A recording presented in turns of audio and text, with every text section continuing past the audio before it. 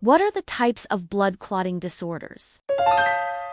In patients with bleeding disorder, what happens is there's a disruption between the platelets, the proteins, and also the factors. Patients tend to have bleeding tendency, okay? So they either bleed very easily or they have got easy bruising, especially with minimal provocation. That basically leads to more serious bleeding, and that can be life-threatening. Now, when we talk about clotting disorders, when you have a disruption in the quantity of the factors and also the proteins, that leads to thrombus formation, basically clot formation either in the arteries or in the veins.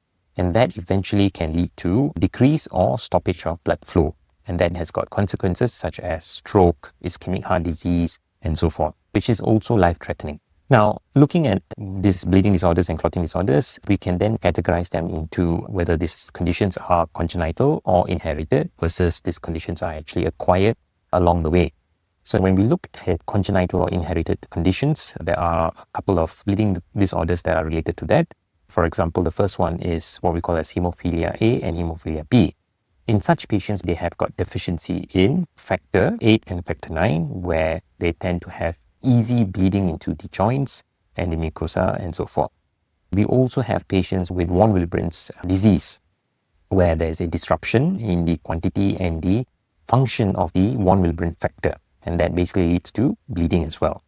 Other inherited clotting factors or proteins that causes thrombosis, for example, factor 5 laden mutations, as well as deficiency in protein C, protein S, and also in antithrombin 3 deficiency. So all this condition basically leads to thrombus formation. When we talk about acquired conditions related to clotting disorders, for example, we have what we call as DVT, or also known as deep vein thrombosis or pulmonary embolism.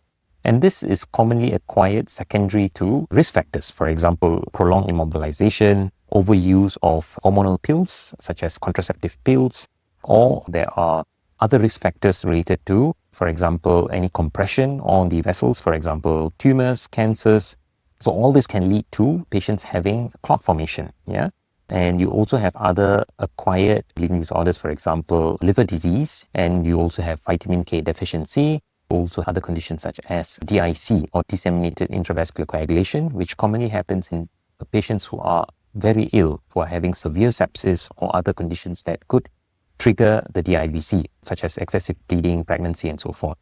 Can also be related to certain medications that can increase the risk of either excessive bleeding or clot formation.